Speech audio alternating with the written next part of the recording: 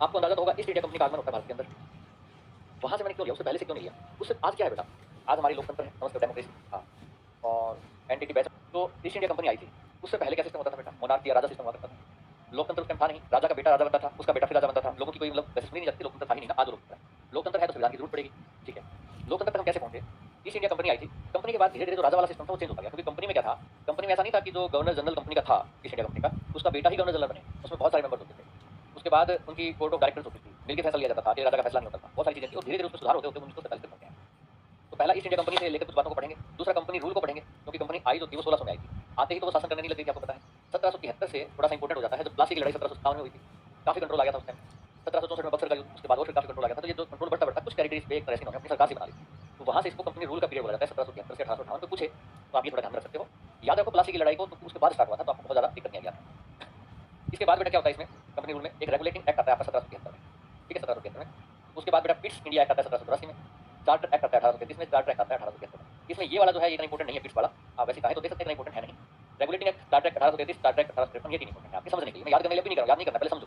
जब हम प्रश्नों की प्रैक्टिस करेंगे ना, प्रैक्टिस तब हम याद करते हैं। अब जब समझते जाओ आप। The crown rule.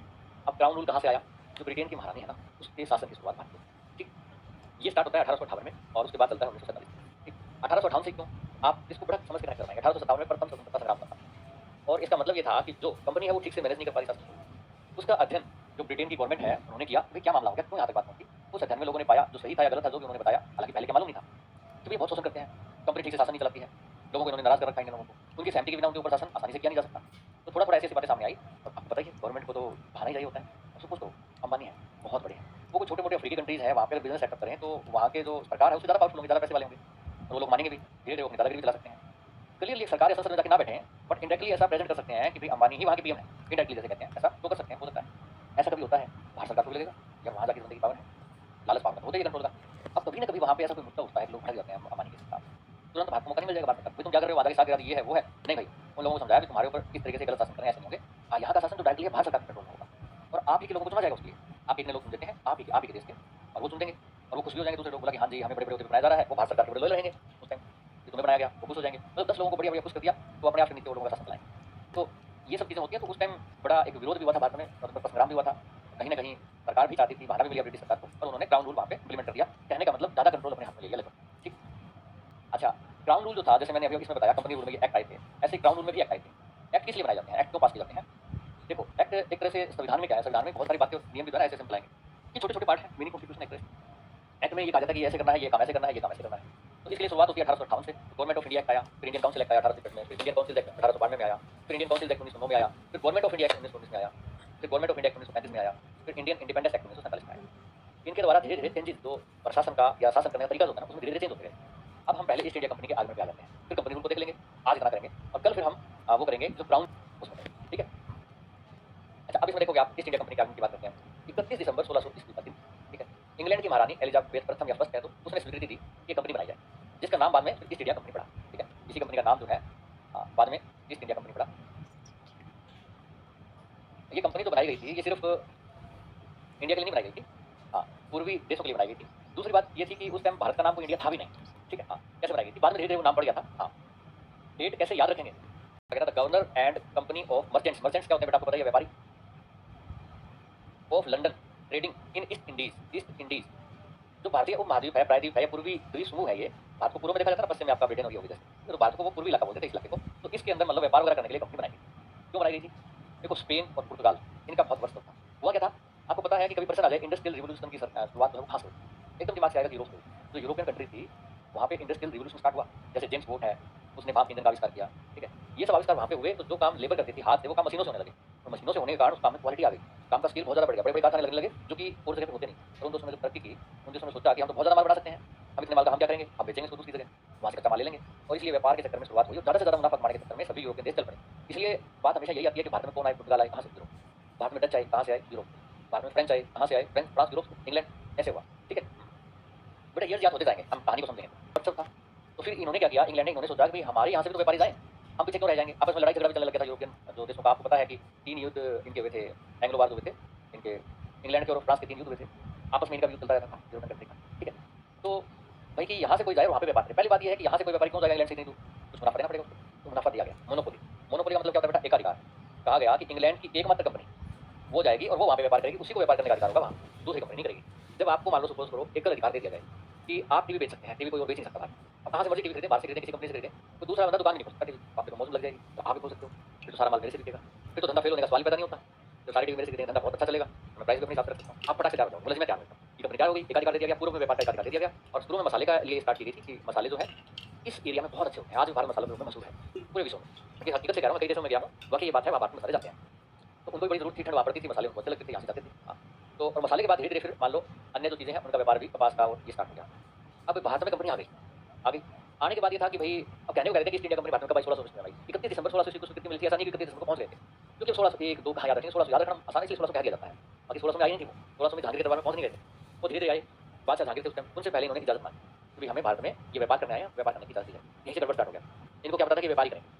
अच्छा, उसके बाद फिर क्या हुआ कि कारखाना लगाने की परमिशन मांगी गई, पहले सूरत में कारखाना लगाने की परमिशन मांगी गई, सूरत में कारखाना लगाया गया, फिर मद्रास, कलकत्ता, बॉम्बे, ऐसे ये बढ़ते गए, वहाँ पे अपने पैर फैलाते गए।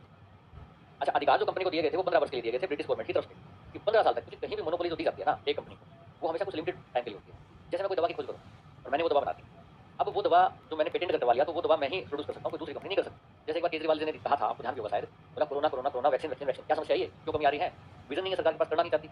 अरे जो वैक्सीन का फॉर्मूला है वो सब कंपनी को दे दो, सब कंपनी वैक्सीन बनाएगी, वैक्सीन वैक्सीन हो जाएगी, बात में कमी नहीं रहेगी। तो भैया ऐसा किया नहीं जा सकता। एक कंपनी रिसर्च करके करोड़ों रुपए से भी ज़्यादा खर्च करती है, तब जाके वो इस नतीजे पे पहुंचती है, साल लग जाते हैं कंपनी को, तब जाके वो वैक्सीन बनाती है या उस लेवल तक वो पहुंचती है, रिसर्च करती है, ठीक है।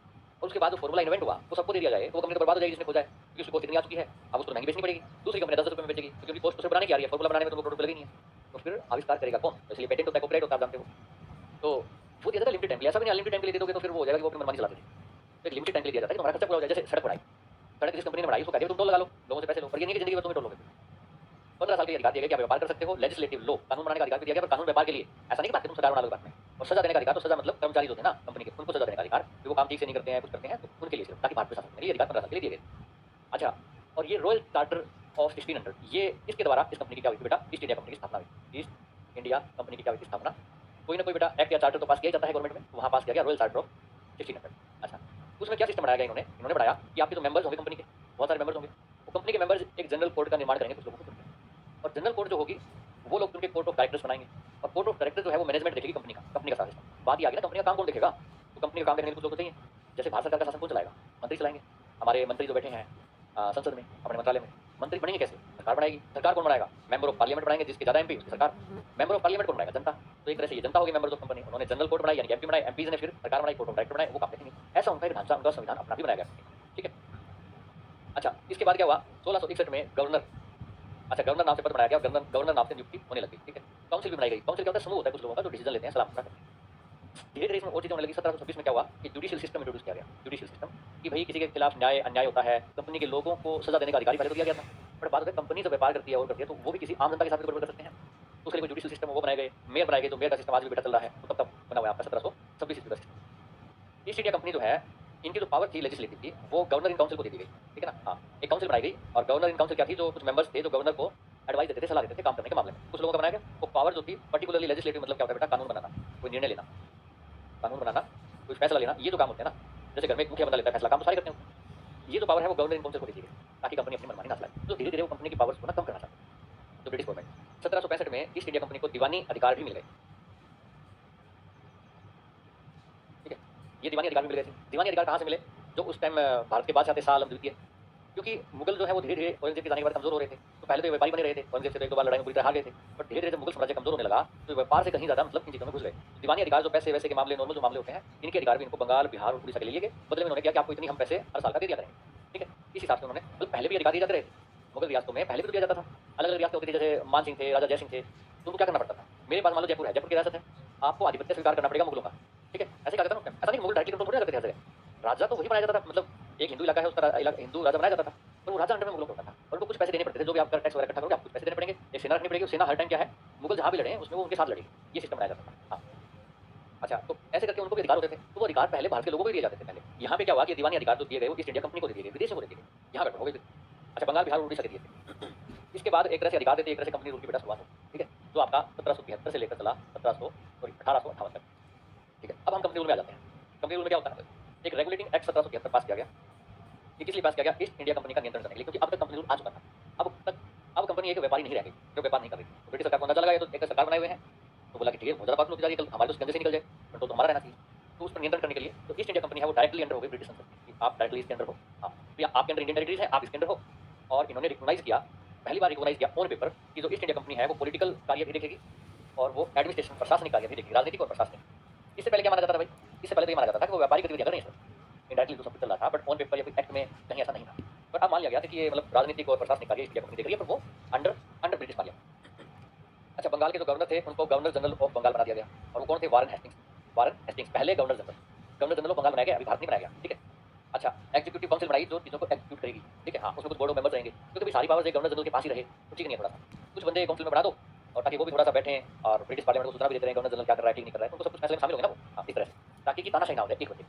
अच्छा, आपके जो बॉम्बे के गवर्नर थे, मद्रास के गवर्नर थे, वो तो एक तरह से क्या हो गए बेटा, वो जूनियर हो गए एक तरह से, ठीक है। वो अंडर हो गए, किसके अंडर हो गए भाई?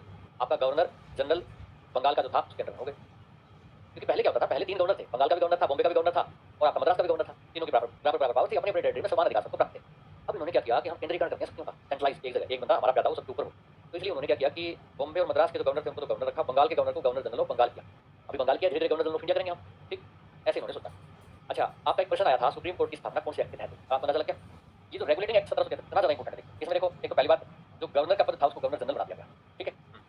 ईस्ट इंडिया कंपनी को पहली बार रिकॉग्नाइज किया कि पॉलिटिकल बॉडी भी है, एडमिनिस्ट्रेटिव बॉडी है, ये सिर्फ व्यापार नहीं करती। इसको डायरेक्टली ब्रिटिश संसद के अंदर ले लिया गया। अच्छा, बंगाल के गवर्नर को गवर्नर जनरल बना के बॉम्बे और मद्रास के गवर्नर को इनके अंडर में कर दिया, एग्जीक्यूटिव काउंसिल बना दी। सुप्रीम कोर्ट स्थापना की इस एक्ट में बात की गई, तो 73 में बात की थी, 74 में इसकी स्थापना हुई सुप्रीम कोर्ट की, ठीक है। और कहाँ पे हुई थी बेटा स्थापना? इसकी कलकत्ता में स्थापना हुई, कलकत्ता में बनी थी सुप्रीम कोर्ट, जो आज दिल्ली में है।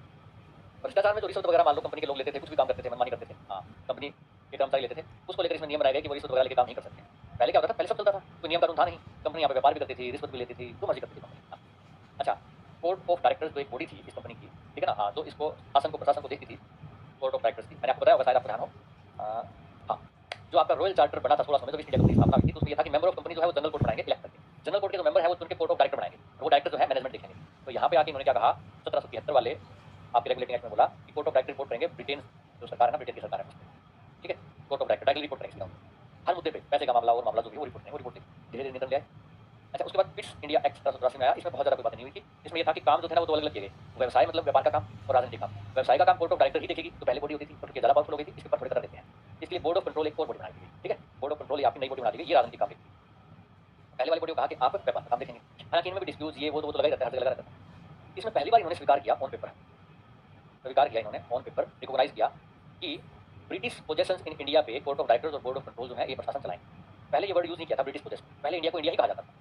फिर कहा कि ब्रिटिश पोजेशन इंडिया पे जो ब्रिटेन का अधिकार है, यानी कि ब्रिटेन गवर्नमेंट ने भी मानना स्टार्ट कर दिया कि हम एक तरह से उपनिवेश बना रहे हैं, ठीक है ना, हम दूसरे की टेरिटरी को कब्जा रहे हैं, हमारा कब्जा है वहाँ पे, ये चीज़ स्वीकार कर ली थी। इंडियन रेगुलेटिंग एक्ट में पर्सन आ जाएगा, नहीं सॉरी, ये इसमें हुआ है आपका क्विट इंडिया एक्ट में, ठीक है। एक यही इंपॉर्टेंट है इसकी क्विट इंडिया एक्ट की 1783 वाले की, जिसमें ये वर्ड यूज हुआ है ब्रिटिश पोजेशन, बहुत ज़्यादा इंपॉर्टेंट नहीं है। उसके बाद एक इंपॉर्टेंट चीज़ आती है चार्टर एक्ट 1800। ये क्यों है इंपॉर्टेंट? ये आपका प्रश्न भी आगे आ रहा है जो मैंने प्रश्न दिखाया था। इसमें ये है कि आपका जो गवर्नर जनरल है वो बंगाल का था, अब वो भारत का गवर्नर जनरल बन गया, ये बनाया गया था। यानी कि अब उन्होंने मानना स्टार्ट कर दिया कि बंगाल पे शासन थोड़ी ना, हमारा बंगाल बिहार उड़ीसा बॉम्बे इन पे थोड़ी है, अब जो हमारा शासन है वो पूरे भारत पे होता है मोस्टली, ठीक। तो इसलिए भारत का गवर्नर जनरल बनाया गया। पहले भारत के गवर्नर जनरल थे विलियम बेंटिक, ठीक है। हाँ, पहले गवर्नर जनरल वारन हेस्टिंग्स थे, वो बंगाल के गवर्नर जनरल थे। गवर्नर जनरल पद की बात करूँ, भारत के गवर्नर जनरल विलियम बेंटिक, ठीक है। एक तरह से इन्होंने केंद्रीकरण कर दिया सरकार का, मतलब सिस्टम का पूरा केंद्र में आ गया, ठीक। अच्छा बेटा, काजल आप इसको वैसे समझो ना, ब्रिटिश जैसे सरकार भी उतनी करनी थी उसमें, और वो भी कोई ना कोई एक्ट लाके कुछ लाके कंपनी का शिकंजा अपने हाथों में जैसे जैसे पावर डाल के ऐसे करती जाती, ठीक है। शासन को मैनेज करने के लिए रूल जरूरी होते हैं, आपके संविधान में संशोधन भी होते हैं। 370 हटाई गई 2019 में। 2019 में आपको जम्मू कश्मीर को यूनियन टेरिटरी बनाया गया, जबकि शासन को सही से चलाने के नतीजे होते हैं, है ना। अब मान लो जम्मू कश्मीर का मुख्यमंत्री है, वो सही से शासन नहीं चला रहा है, भारत जैसे चाहता है वैसे शासन नहीं चला रहा है, तो उसको हटा के यूनियन टेरिटरी बना दिया गया, और वहाँ पे कोई बंदा बैठा दिया गया उपराज्यपाल, जो कि भारत सरकार कहेगी उस हिसाब से काम करेगा। तो ये उस टाइम के तरीके चल रहे थे बेटा शासन को चलाने के। अच्छा, लेजिस्लेटिव जो पावर थी, लेजिस्लेटिव पावर वो सिर्फ गवर्नर जनरल के पास रहेगी, गवर्नर जनरल। पहले किसके पास होती थी भाई? बॉम्बे का गवर्नर था, उसके पास भी लेजिस्लेटिव फैसला लेने की पावर होती, ठीक है। हाँ, पहले गवर्नर जो थे आपके कहाँ के थे, अलग अलग, जैसे बॉम्बे का था, ठीक है, हाँ, मद्रास का था, ऐसे जो बनाए गए थे ना, प्रेसिडेंसी बनाई गई थी, उनकी आपकी लेजिस्लेटिव पावर छीन लेगी, वो फैसला लेने की पावर खत्म हो गई, वो काम कर सकते हैं, ठीक। अच्छा, ईस्ट इंडिया कंपनी को व्यावसायिक एक बॉडी की बजाय, एक कंपनी की बजाय प्रशासनिक बॉडी मान लिया गया कि ये तो सरकार है, ईस्ट इंडिया कंपनी एक अपने आप में सरकार है, प्रशासनिक सरकार नहीं होगा, प्रशासनिक बॉडी है ब्रिटेन गवर्नमेंट की। ब्रिटेन गवर्नमेंट वहाँ से शासन करे, इसलिए प्रशासनिक बॉडी है, ये कंपनी नहीं थी व्यापार वाली, क्लियरली उन्होंने मान लिया। अच्छा, टेरिटरी जो भी एरिया था इसके अंडर, वो उस एक्ट में लिख दिया गया, it is interest for his majesty. जो आपकी ब्रिटेन गवर्नमेंट है, ब्रिटेन गवर्नमेंट है, ठीक है, उसके ट्रस्ट के ऊपर है, क्लियरली एक्ट में लिख दिया गया ताकि कंपनी को अच्छे से मालूम हो जाए कि जब तक तुम्हारा विश्वास, हमारे विश्वास पे काम कर रहे हो, तब तक तुम्हारी अंडर टेरिटरी है। जिस दिन हमारा विश्वास तुमने तोड़ा, कौन ईस्ट इंडिया कंपनी, ये वाली बात हो जाएगी, ठीक है। तो ये वर्ड लिखा दिया, मतलब धीरे धीरे वो कंट्रोल इस पे कंपनी पे बढ़ाते जा रहे हैं। अच्छा, सिलेक्शन ऑफ सिविल सर्वेंट्स। अब उसके बाद बात आती है कि काम चलाने के लिए नीचे कर्मचारी थी तो पहले पैसे चुन लिए जाते थे। अब गवर्नर जनरल है और है, ये मन करते थे किसी को भी रख लेते थे, कोई बंदा ठीक लगा गली में मिल गया रख लिया। अब ये बोला कि सिविल सर्वेंट्स का ओपन कंपटीशन के थ्रू सिलेक्शन होना चाहिए ताकि क्वालिटी ये आए, ये स्टार्टर एक्ट में किया गया।